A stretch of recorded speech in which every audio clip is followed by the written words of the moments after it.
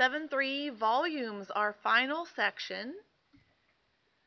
I have decided, in honor of our final section, to not give you a quick quiz this week or on this section. So we are going to jump right into the content and go from there. We are talking now about volume. So this whole span of time so far, we've just been discussing area, and that the area is the integral, or the area under the curve is the definite integral. So now we're talking about volume, and so we're adding another dimension to this. The volume of a solid with a known integrable cross-section area, A of x, from x equals a to x equals b, is volume is equal to the integral from a to b of a of x dx. What we are doing here is we are taking an area function and we are integrating an area function. So essentially, we are adding another dimension or multiplying by another dimension to find volume. And that really is all that volume is. When you think about the volume of a box, you take the area of that box, the base times the length times the width on the bottom, and you multiply that area formula, length times width, times that third dimension height. And that is, in essence, what we are doing. Let's say, for example, we are asked to find the volume of a pyramid. Now, I know that you know that the formula for the volume of a pyramid is length times height times width divided by 3. But we're going to use calculus now to find the volume of that pyramid. Consider the horizontal slice through the pyramid. So if I would, in essence, take this pyramid and slice it up horizontally so that I kind of have a loaf of bread, what would the shape of each loaf of bread slice be? We would find that the shape of that slice would be a square. So the volume of that slice is the area of the square times the change in the height, because I know that this slice that I have has an area of s squared times then that little change in the height, which is dh. If we put a 0 at the top of the pyramid and make down the positive direction, then s is equal to your height. So the volume of a slice is h squared dh. If I integrate that over 0 to 3, the integral of h squared, or the antiderivative of h squared, is h to the third over 3. And then I'm going to integrate it from 0 to 3. I will get 9. Well, I know that 3 times 3 times 3 is 27, and then I cut that in half, or I'm sorry, by a third, and I will get 9. This correlates with the formula volume equals 1/3 big B, the area of the base, times your height.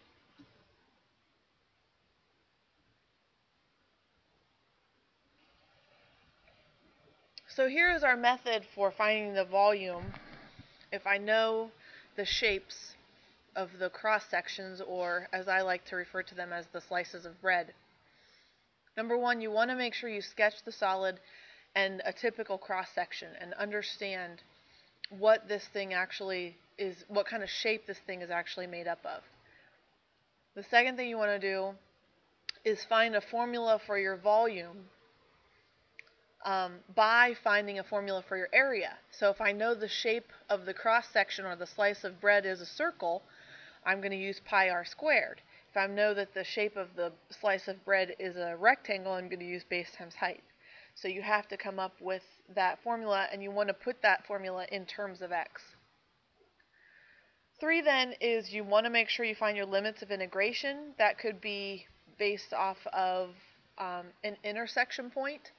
That could be based off of limits that they actually tell you in the problem.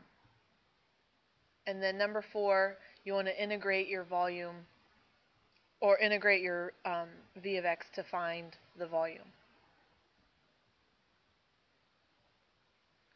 So I wanted to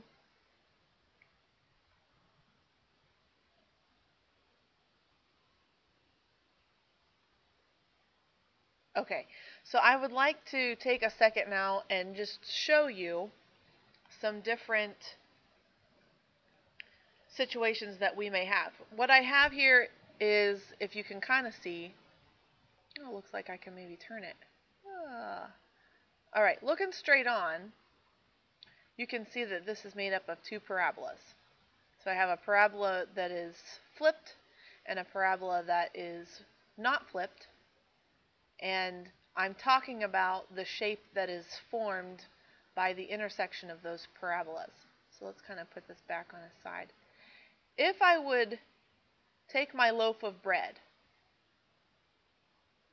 and I would slice it up so that each slice now has a shape, those slices' shapes would be all rectangles.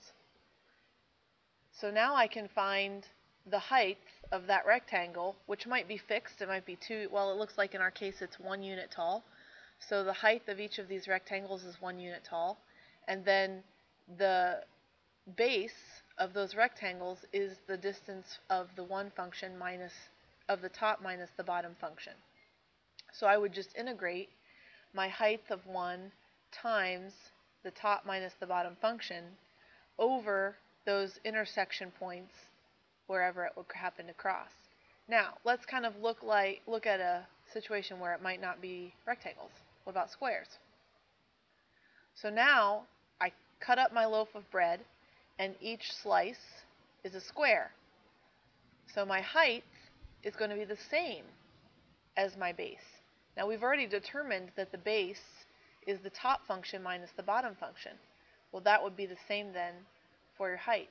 So I would just integrate that formula over those intersection points. Let's look and see what circles look like inside of this. So here are circles. All my slices of bread are each a circle. So pi r squared. So my radius would be half the distance of the top minus the bottom function. So pi times the top minus the bottom in half squared would be what my integration formula would be. Semicircles, you can see that would just be pi r squared divided by 2. And then we have triangles. That looks pretty cool. Kind of looks like a helmet of some sort. But then triangles would be base times height. And it looks like those are heights that are changing over the course of that interval. And so they would have to give you a little bit more information, or they'd have to tell you that they were equilateral triangles or something for you to come up with the height function and then integrate it.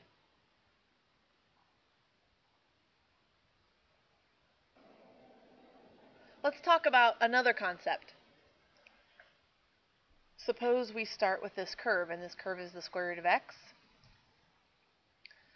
My boss at the Acme Rocket Company has assigned me to build a nose cone in this shape. So I put a piece of wood in lath and turn it to a shape to match the curve. And so you can see that by making it now rotating around the x-axis, we've made a 3D image, and we're going to try to find the volume of this particular cone. One way would be to cut that cylinder, or to cut this nose cone into slices of bread like we did. And it should follow to you then that if I would do that, all of those cross sections would be circles. Okay? Well, I know how to find the area of a circle. Pi r squared would be the face of that circle, and then to multiply it by that little dimension would be a change in x, or dx. So in this case, our radius, is actually the y value of the function. So we have pi times the square root of x squared, and then the thickness is a small change in x, which is going to be denoted by dx. So what we're going to do is we're going to integrate it over 0 to 4, the length of the function over that interval of pi times the square root of x squared dx, which is just the same as pi x dx when it's simplified. So your antiderivative is pi over 2x squared. When I put 4 in, I'll get 8 pi. When I put 0 in, I'll get 0. And so I get an answer of 8 pi. So that is the volume of that nose cone. This application of the method of slicing is called the disk method, obviously because you're forming multiple disks. And the shape of the slice is a disk or a circle, so we use the formula for the area of a circle to find the volume then of the disk. If the shape is rotated around the x-axis, then the formula is going to be the volume is equal to pi times the integral from a to b of y squared, y meaning the value of the function at that point, dx. So this y is still going to be in terms of x. We're just denoting it by saying that y equals whatever that function is. Since we'll be using the disk method to rotate shapes about other lines beside the x-axis, we're not going to have this formula on any kind of quizzes or tests. It's going to start to become second nature because you know that the shape or the area of any circle is pi r squared. So you should be fine and not worrying about memorizing that. It should come naturally. A shape rotated around the y-axis would be integrated with respect to y. And we have here x squared, but don't think that it means that our function is in terms of x. It will actually be written in terms of y when we solve it for x. Okay, so we are finding the volume of this region rotated around the y-axis over the interval from 1 to 4. So if we just pick some points and we graph them, we can see what the shape is here. And we can revolve that around the y-axis. And that's going to create a horizontal slice of bread. So that thickness of your radius is going to be your change in y, or dy. So now everything's going to be integrated with respect to y. The radius is the x value of the function. Hopefully you can see that right here. The radius is that distance from the axis to the function. So we're going to integrate from 1 to 4 pi times 1 over the square root of y all squared dy. This represents the volume of the disk. Okay, when I simplify it and throw that square in, I'll get 1 over y, which gives you pi times the natural log of y from 1 to 4. I don't have to worry about the absolute values there because my 1 and 4 are both positive anyway. And so natural log of 1 is 0. Pi times the natural log of 2 squared is your answer. Or 2 pi natural log of 2 when you pull that square root from the back to the front. So here is kind of a situation where this would be the case. The natural draft cooling tower shown at left is about 500 feet high, and its shape can be approximated by the graph of this equation that's revolved around the y-axis. So here's an example of an equation that if I would revolve it around the y-axis, it would form that cylindrical shaped tower. The volume can be calculated using the disk method, again, because our slices of bread are going to be circles. And so I'm going to integrate it from 0 to 500 because that's how tall the tower is. And the radius is the value of the function. Or actually, it's not a function, but the value of x at each of those y values. And if I throw that on my calculator, we get that it is 24,700,000 cubic feet is how much it could hold. the region bounded by y equals x squared and y equals 2x is revolved around the y-axis now. Find the volume. So we're going to rotate it, and you can see that it forms this cone with this V shape inside. Okay, and we need to figure out the volume of the actual shape, not how much it's going to hold, but actually what is the volume of the materials used to make that shape. So we're going to use horizontal slices again. And now you can see that each of my slices are going to have a hole in each of them, so it looks like a washer. The disc now has a hole in it, making it a washer, and the volume of that washer would be pi big R squared minus pi R squared times your thickness, which is going to be dy. So we have the radius all the way out from the radius of the outer circle would be big R, and the radius of the smaller circle that we're going to subtract away is going to be little r. And then our thickness is going to be our change in y.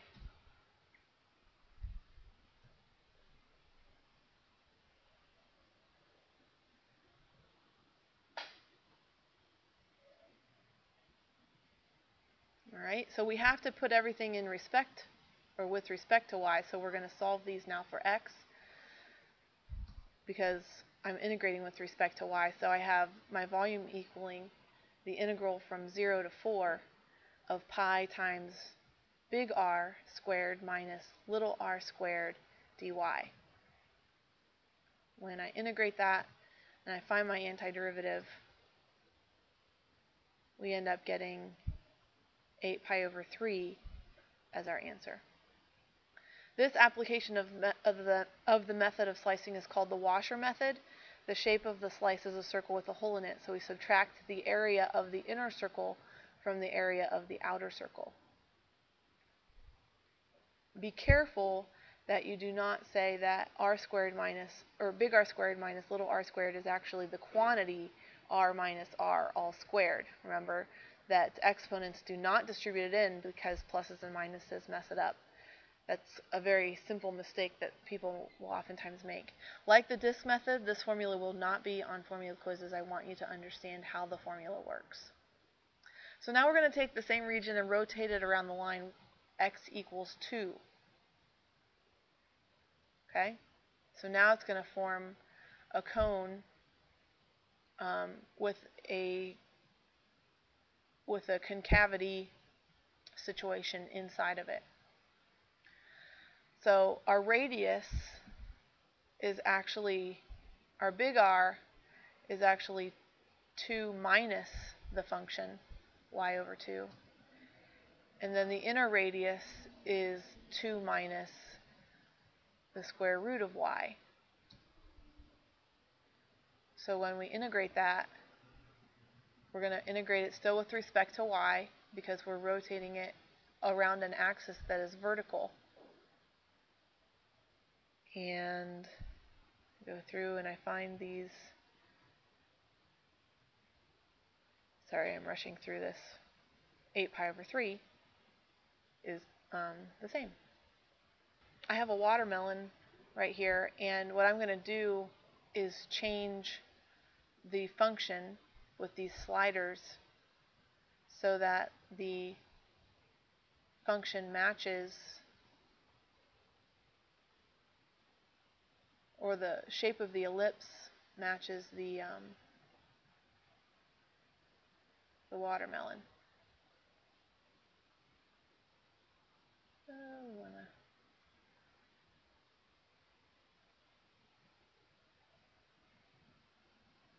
Okay, so that's not too bad.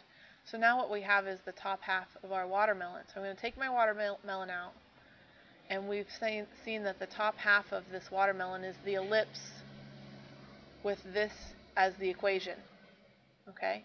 And when I rotate it around the x-axis, you can see that I do have the shape of the watermelon. And if I know that my radius is the height of the function, so each slice of this watermelon is going to be a circle.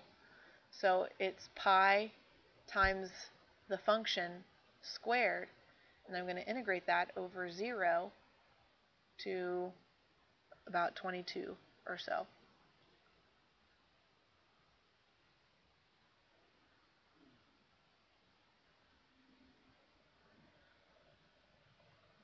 Okay, I have another function here, and this function is an x to the fourth. Here's the function. We can see that it is an x to the fourth, and what I can do is revolve it over the x-axis, and you can see that it will form some sort of a vase, and we can find the volume of this vase by integrating it over x sub 1, which is negative 1.512, to x sub 2, which is 1.327. And when we integrate that, pi r is going to be the value of my function, all squared, the volume of revolution is going to be 13.523 pi. And so that is about how much that vase will hold.